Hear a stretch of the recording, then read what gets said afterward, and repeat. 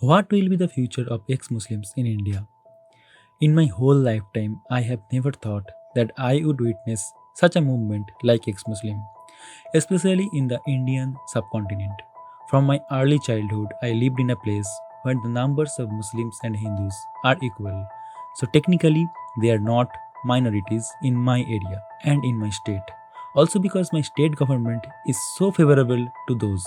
Any small statement or incident against them which didn't even happen or stated in my state, but in response, they started mobbing, damaging other properties, stopping rail, and much violence.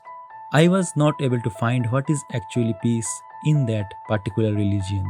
But then I found Exmuslim Sahil's channel in April 2023 and was utterly shocked and amazed that a guy has the guts to come out and talk against this so called peaceful religion or cult, whatever.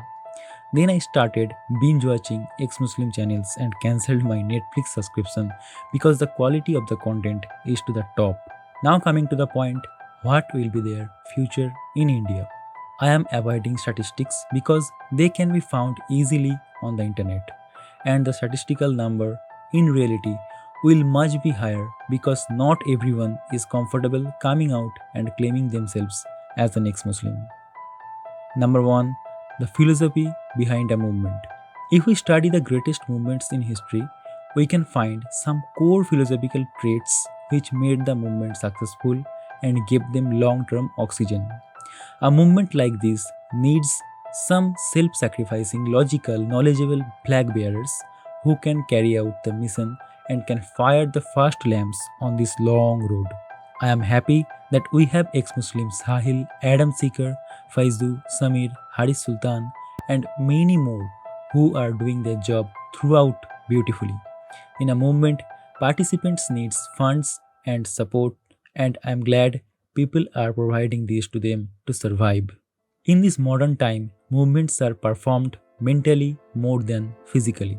And as we have access to the internet, reaching people's minds is way easier than in the past. Number 2. Bigotry of the government. In India, politics is the greatest enemy of this particular movement. As long as Muslims are larger in number than ex Muslims, my personal opinion is that any government will never talk in favor of ex Muslims or even support them openly or even give them proper security from the followers of this almighty being. But gradually, the numbers are increasing.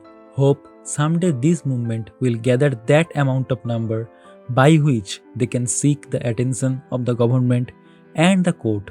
But the journey is so long and so hard. Number 3. Defensive methodology.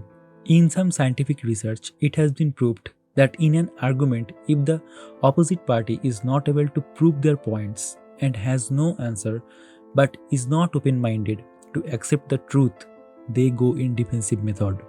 They start believing their ideology more and can become violent also. And sadly, we know the violence of this peaceful community. Also, the opposite party has to be literate in large numbers to accept, verify, and cross check the actual data. But the literacy in this community is still lower. Number 4. Mole in the face. It is true that gradually the number of ex Muslims will increase day by day. The more the number, the more personal ideologies they will have. And due to that, personal conflicts between them will occur. And I am afraid that it can be a bigger issue in their unity. It is inevitable, but they have to carry the core ideology of this movement. And their main motive has to be to keep alive this movement. So in the end, will the ex-Muslim movement going to be wasted in the near future? The answer is I don't know particularly. Many big movements failed in history, but their impact was immense. Seeing the data and the number, I am hopeful this movement going to be successful in coming future. This is a long race, and I am deeply rooting for the soldiers of this movement to get successful.